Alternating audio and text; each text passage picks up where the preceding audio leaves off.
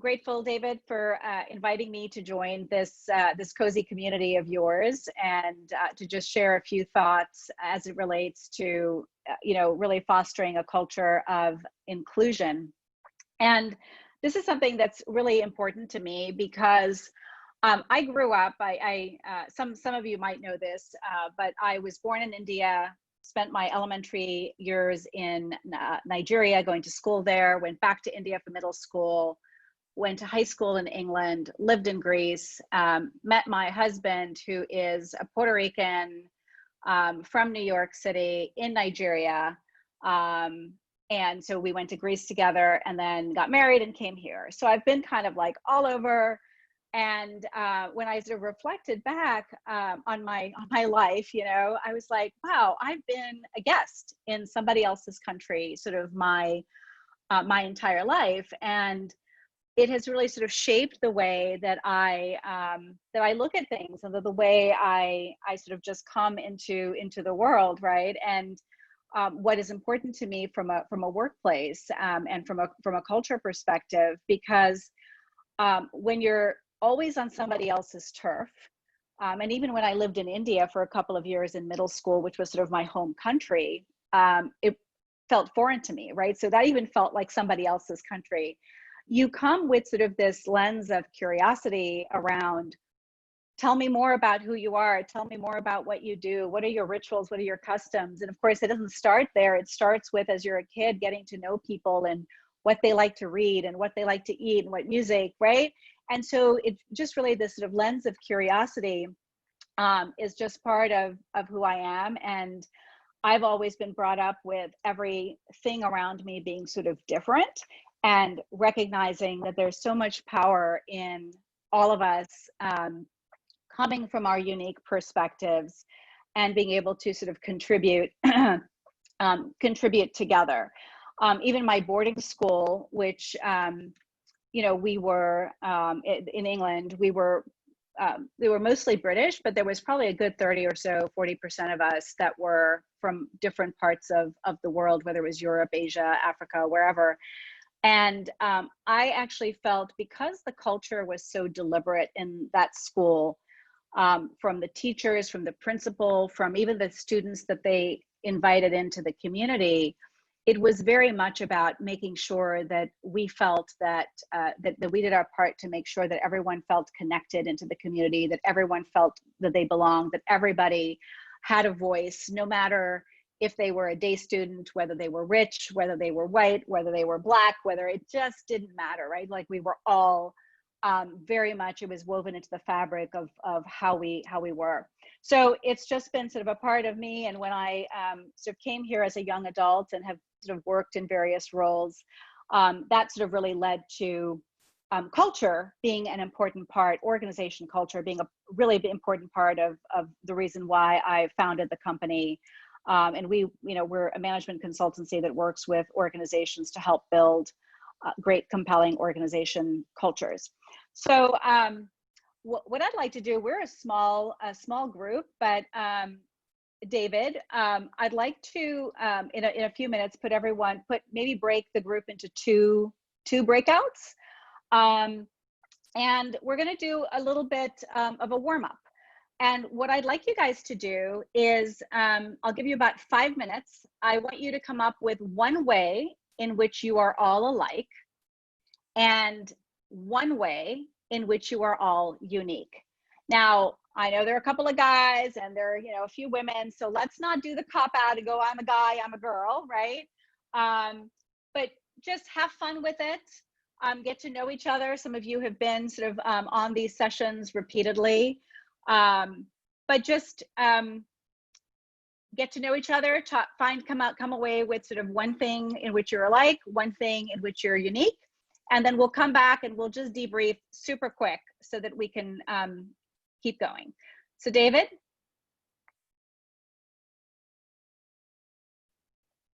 And you guys will have to unmute when you're in your breakout groups.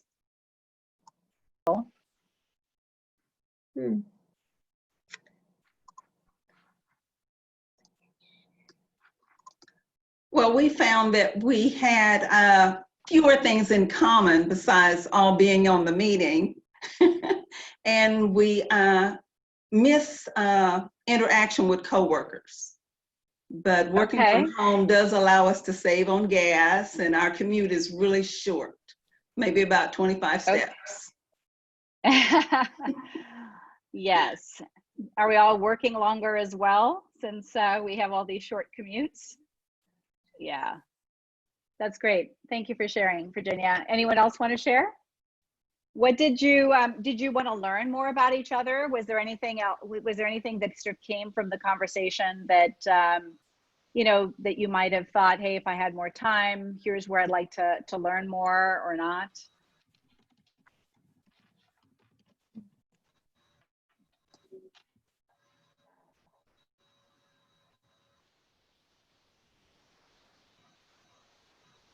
Mike, I think you're on mute if you're trying to say something. I can't see a damn thing in the sunshine. Dave, you know, Dave said get outside, so I am. And it's like, so thank you. I love being outside. But yeah, I think and I'm sorry I missed your introduction. Is Shaara or Shaara? It's Shaara. Shaara. Shaara. Yeah, I'm always interested in learning more about the people. And so yes, I felt, you know, at the end I had, oh, we have 30 seconds left. I'm going to throw out another question to the group and start answering. And so we cut somebody off right in the middle of telling us what they do.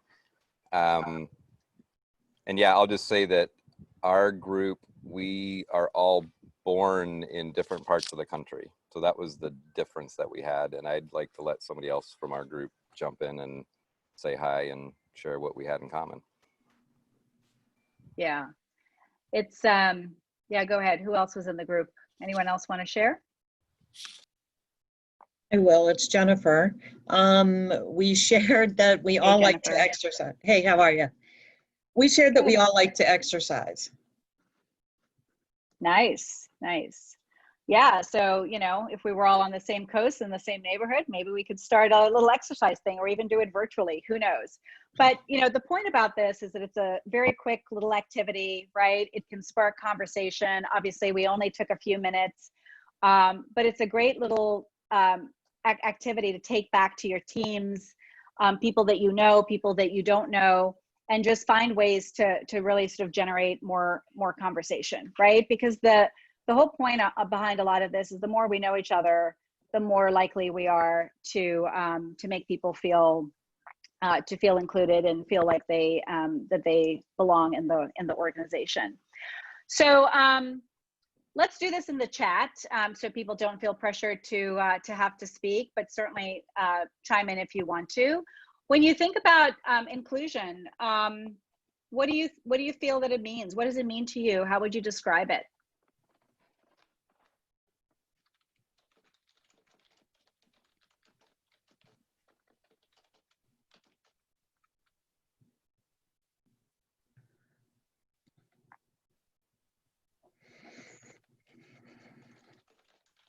Any thoughts?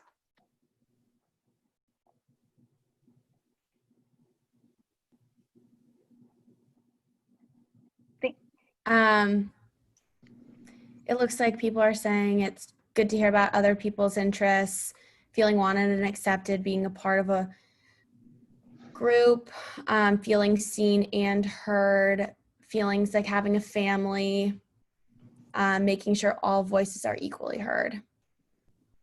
Yeah, exactly. It's all of those things, right? And so one of the ways I like to describe this, and if you've chatted with me in the past, you know, you'll sort of you'll know where I'm going with this. But when we talk about diversity, it's a fact, right? And I sort of use the analogy that is very sort of commonly used out there. The diversity is being invited to the party. Inclusion is when you're is really an act, right? It's when you're being asked to dance. So that is when you feel like you are being seen and heard, because you're being involved, you're being a part of the group, you're being accepted, that you do feel like you're part of your family, because in most families anyway, right, there is that sense of inclusion and you're not kind of cast out as the black sheep. Mm-hmm. And then what sort of the next component that's sort of really important that I really want us to be talking about and thinking about beyond sort of diversity and inclusion is really thinking about belonging. And when I read this quote somewhere, and it actually comes from, I think like some Moby Dick or someplace, but anyway, belonging is dancing like nobody's watching. And I just love that analogy, because if we've all had sort of our private moments of, dancing in the shower or cranking up the music when, your parents were away and you're just sort of dancing all crazy and you think you have the best moves, and it doesn't really matter because it's just you, right? And you can really sort of let loose and not have a care in the world. And when we bring in diverse voices, and we make people feel included, we give them that psychological safety in the organization where they can put ideas out there without any repercussions, where they can, sort of share crazy sort of thoughts, then they can actually feel like they can share creative ideas. It generates collaboration. It generates sort of people building on each other, right? And you drive innovation from that. So what we want to get to is sort of really this sense of belonging in organizations. So, belonging at the end of the day is feeling connected and supported and respected. And I wanted to share some data with you that is pretty stunning. So there was a research that was published in the Harvard Business Review where 4 out of 10 people of color are on guard for racial bias. So out of every 10 people of color, 40% are walking around sort of with this burden of something is going to happen to me because of the color of my skin, right? Because of the race I am. Same for women. 40% of women are on guard for for gender bias. So there's a lot of women on here, and just think about that, right? That there's probably a couple out of the group that are walking around thinking and feeling, wow, something happens. And it could be because of the fact that I'm a woman. Think about for a minute if you had to hide aspects of who you are. Whether it's how you want to wear your hair, whether it's your, the tattoos, whatever it is. And so we want to really be mindful and thinking about how to sort of really drive that sense of belonging. And if you're a leader in an organization, you can sort of really set the tone by empathizing with your team, right? How many leaders do we have on the phone? Oh, on the call?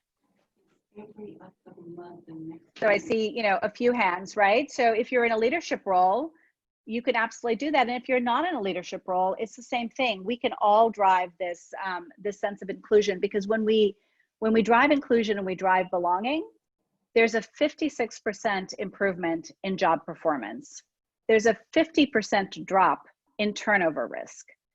And if you use something called a net promoter score in your organization, which is essentially, will someone recommend your organization as a place to work, that goes up 167%. So think about those powerful statistics.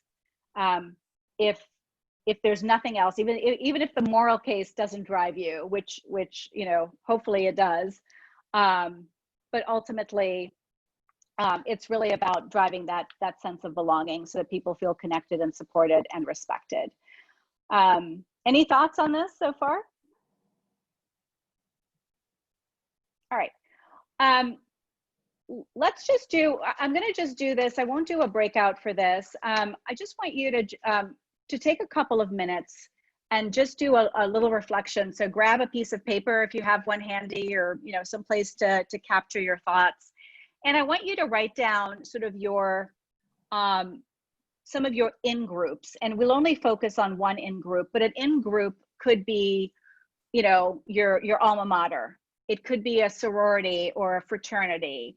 It could be, your work team. It could be your place of worship. Whatever you feel is sort of an in-group. So write down your in-group, or kind of just say, this is what it is. So for me, it might be Georgetown, which is where I went to college. And And then write down some of the initials of the people in your in-group. I'll give you a couple of minutes for that.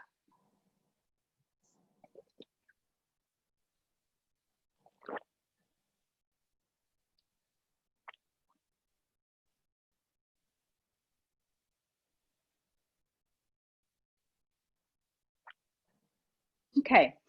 And now I want you to think about your out groups. And so an out group is sort of, you know, one where you have not felt very included, right? Where you've actually felt excluded. And it could be college, it could be neighbors, it could be a work team, could be a company that you've worked for. It could be your PE class in 3rd grade when nobody would pick you to be on the team, whatever, right? So think of an out group and think about the, write down the initials of the people in your out group. Could be your profession, right? And then as you have your in group and your out group, just sort of, you know, maybe write down these questions that you can reflect on later. But what did you notice about your in group and your out group? What do you think, you know, is there anything in your in group or out group that sort of strikes an emotion in you? And as you think about your out group, how painful was it for you to be in the out group? What emotions did it make you feel?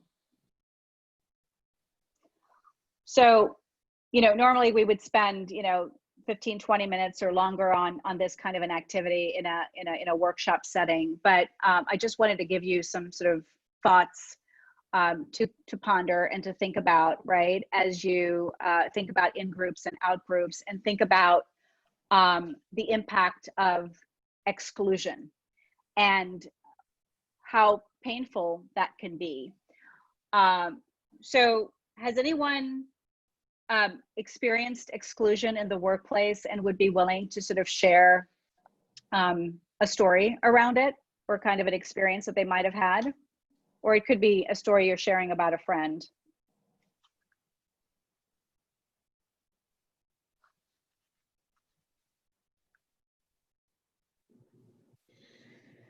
I can think of one. Sure. So for context for everyone, I'm an HR leader. I've been in operations, and in the last probably 20 years in HR. Oftentimes in companies, HR people are excluded from things because they're concerned, you know, I'm sure that you all have heard the adage, you're the police, the principal, don't tell HR, this will happen, that will happen. And sometimes that, over my career, sometimes I was like, why does this happen, you know?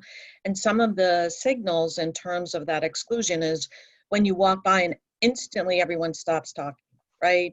Or your colleague comes in the room and says to you, you know, I heard that everyone was going to this baseball game, but they didn't ask anyone in our department. And those kinds of things.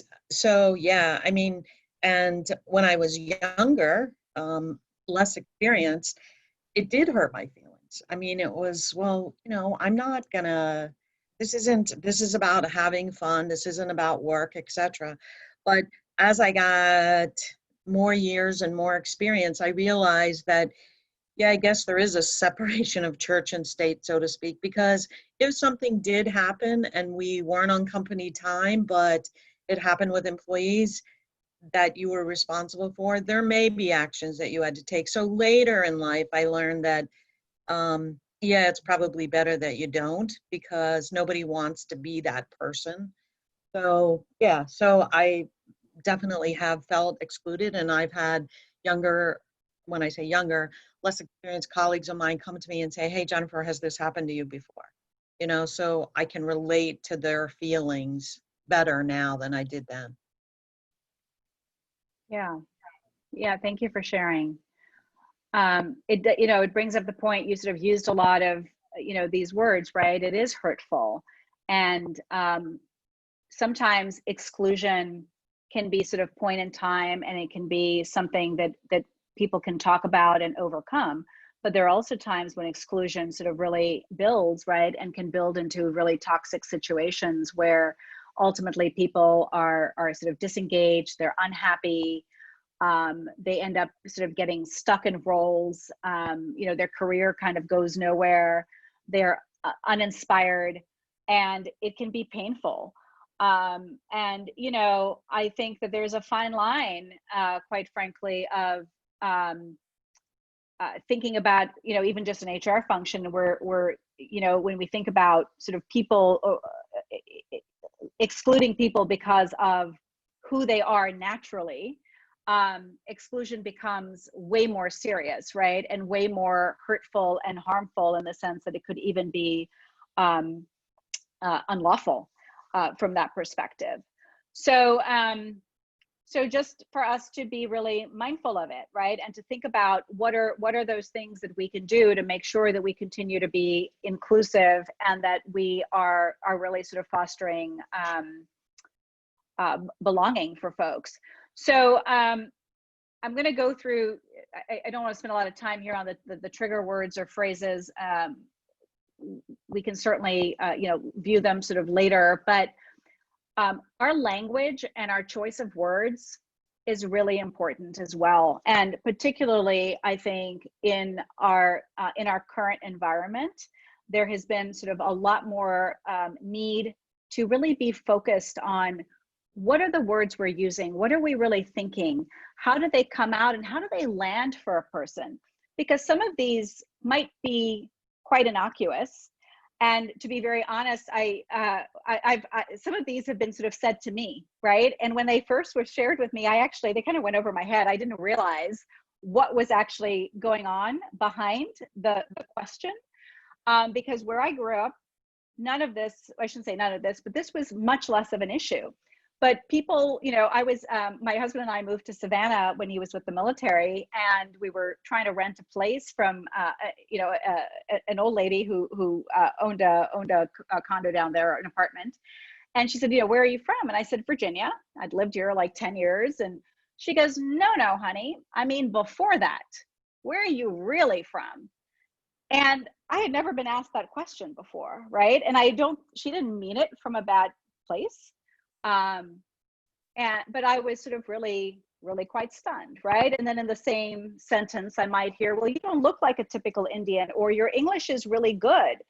And I'm like, wow, well, why wouldn't it be good, right? Like, how can you sort of make that stereotypical type of comment? So just be thoughtful about some of those trigger phases. So I come from the place of, you know, we can all do our part, and we all have we can all be empowered to sort of change the way things are around us. We don't have to accept the status quo. We don't have to wait for leaders, while they absolutely do set the tone in our organizations. And we do look to them as role models. We still can be empowered and should be empowered to have voice around the kind of culture that we want to see. So there's 7 thoughts that I want to sort of just share with you in the few minutes that we have together. The first is sort of really start with knowing your biases. We all have biases. It's just the way we are wired as humans. And what we can do about it is actually commit to learning and committing to being more aware about our own biases and how they impact the decisions that we make. If you haven't been to if you haven't taken or seen or heard of the implicit bias test done by Harvard, please go do it. It's free. It takes about 10 minutes, and it is incredibly eye-opening, right? So know your bias, do reading, know how your privilege, whatever your privilege might be, impacts your team, decisions, things that happen in the workplace. I was talking to a client today, a white guy who is in his 60s, and we were talking about sort of inclusion and race and diversity. And he said, you know, the big realization I had is that I didn't realize that when I drive my car and I get pulled over by a cop, the thing that comes to mind for me is that, oh shit, I know this is being recorded. Am I going to get a ticket, right? And how much is my ticket? Whereas it was a huge awakening for him, enlightening moment, that for people of color, in particular Black men, but not just Black men, Black women too, that getting pulled over by a cop is actually a matter of life and death. It's not the difference or a matter of a $50 ticket or a $100 ticket or no ticket at all. And those are the types of things that when we learn about bias and we learn about what's out there, it can really change our perspective, right? This is not rocket science. Listen to understand, and sort of really listen to understand what is happening with all the context of the person who's speaking, right? The body language, the tone, the words. So really seek to understand, look for those cues, ask questions, get to know people, get to know how they like to be communicated with, because that way you can adjust your style and your tone to them as well. And it's not just about race, gender, or any other sort of type of sort of diversity. It's just sort of common sense in terms of how you communicate and engage with people. This is a big one. Think about culture add versus culture fit. You know, particularly for you folks that are out on the West Coast, but with the whole tech environment, there was a lot of, you know, culture fit. We're gonna, you know, do all this. We're gonna hire people for fit in our culture. And what has happened potentially, sort of in a maybe unintentional, maybe intentional way, is that fit has become, you look like me, you think like me, you went to the same school as me, et cetera, et cetera. So if you think about add, culture add is about how do we create an environment, and how do we create an organization where we are really bringing in people who have different lived experiences. And those lived experiences come from their race, their ethnicity, their national origin, where they've lived, rural, urban, you know, all those different things, where they went to school. So think about kind of culture add and what people can bring in terms of skills to the organization, and think more broadly about it. You know, kind of if you're interviewing candidates on a panel, right? You might be a manager hiring, or you might be a coworker. Really kind of challenge that status quo, and think about all the things that the individual can bring that can change the dynamic of your organization. Another kind of, I don't know, if, another sort of quick way to think about it. Who are the left-handed people? Do we have any lefties on the Zoom? Anyone's left-handed? Nobody's left-handed? So I have 2 left-handed children. My husband and I are both right-handed. I already gave away the punchline. Anyway, never mind. So Google developers. Children as well. Oh, well, look at that. See, we have that in common, Jennifer. So the Google developers were working on some sort of an app to upload videos to YouTube or something like that. Well, that team, you know, did their work and they were testing it. Well, 10 to 15% of the videos that were uploaded went upside down. So I already kind of gave away the answer, but the answer is that all of those guys were right-handed. So when they flip their phones, and I know it's going to be, they flip it to the left. But if you're a lefty, you're going to flip it to the right. So if you're taking your video, it then sort of flips it upside down. So simple thing, right-handed, left-handed. If they'd had one lefty on their team, they would have caught that, right? So that's sort of diversity for you. You know, you be you. We want to create a place where you can be authentic, that you can show up as you want to be, and you really want to be able to live that. And I challenge each and every one of you that if you're feeling like you're having to hide something about you, that go put it out there, because the world needs to see that. And hopefully you're in a place that's going to be accepting, and you can challenge that that conversation. And on that note, share your story, right? Talk to as many people as you can, and let people understand your lived experiences. When someone asks you, how was your morning? Or, you know, how's everything going? If you've been, sorry to rag on the poor cops out there, but if you've been pulled over that morning just because of the color of your skin, and you were speeding 5 miles over the hour and harassed, maybe you should share that story, right? Or maybe you were pulled over because you weren't doing anything at all. But the more we can share about our lived experiences, that's wonderful. And then also, what's even, I think, more important is create space for others to share their story, because that's how we learn, that's how we get richer, that's how we can be more inclusive and really, at the end of the day, foster belonging. Speak up, speak out, be an ally, right?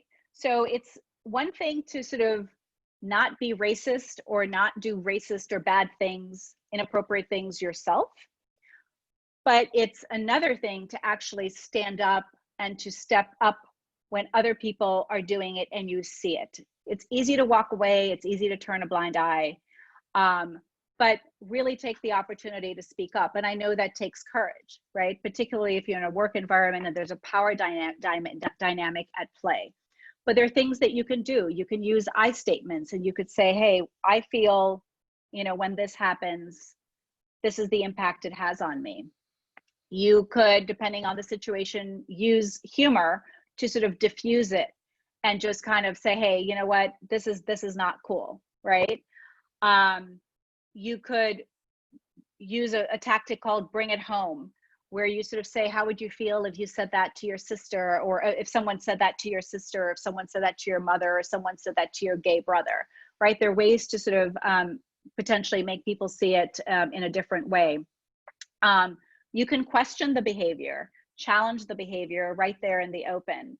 And if you don't feel you can do any of that, you can at least go tell someone and get help, right? But being an ally in kind of this environment to really foster inclusion, foster belonging is really key. And we can all do that, because there is also strength in numbers.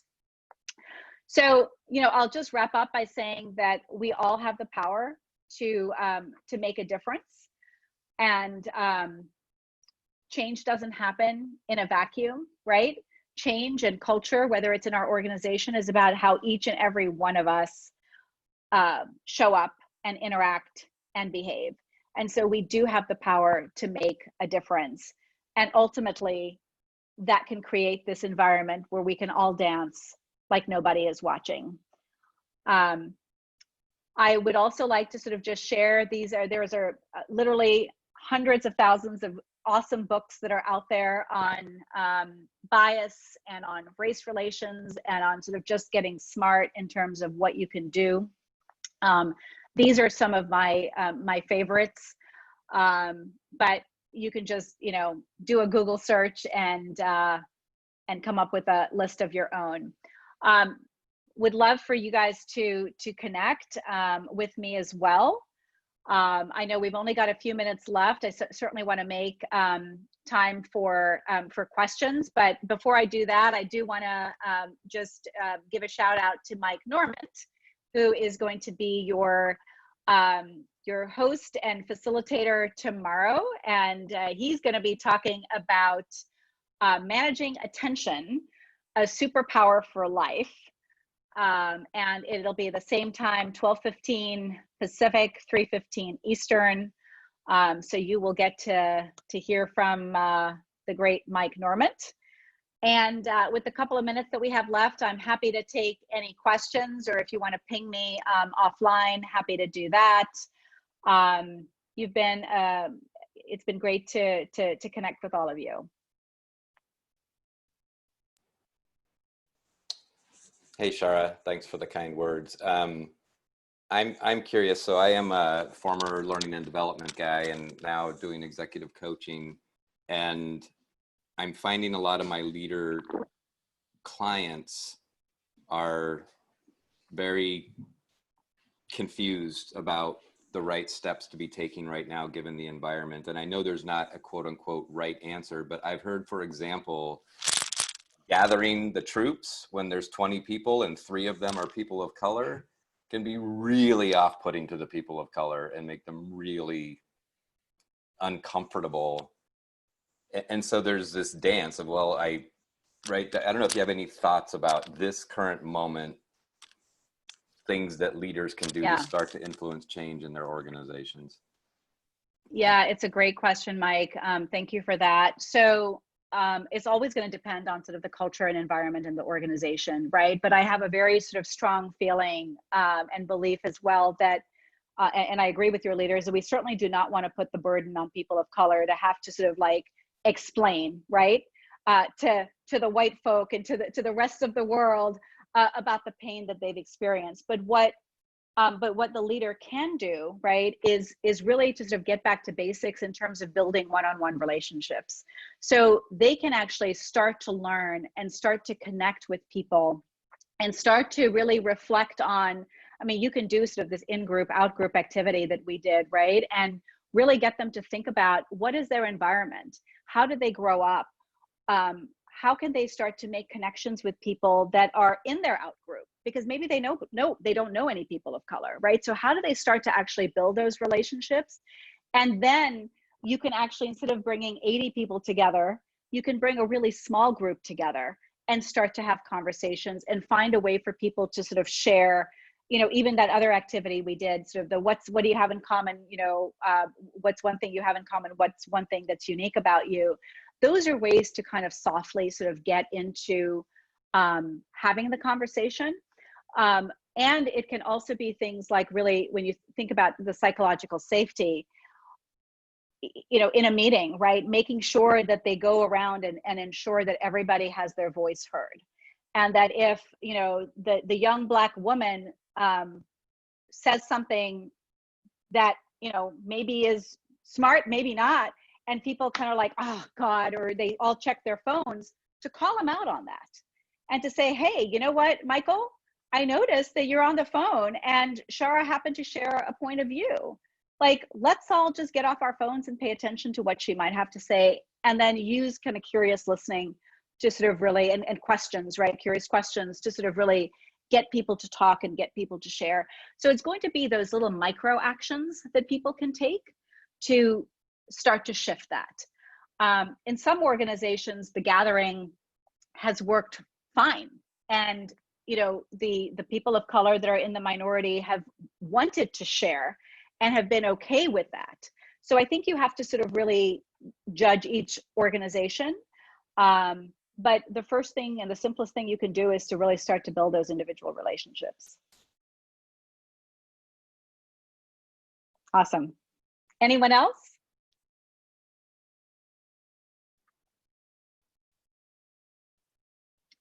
So, you know, I put it out there, Mike, thanks for asking the question. Anybody else have any other questions? Feel free to reach out. Would love for you guys to connect with me on LinkedIn, subscribe to our newsletter, get connected on Twitter, Instagram, the whole shebang. It's out there. This is a great little community. I appreciate it, David, for inviting me. And I feel like I'm missing out by not being able to attend some of these other ones. I've got to work on, Mike, I'm going to have to definitely like watch your session later, because sort of managing attention and managing time is sort of really something I have to work on. So it's awesome.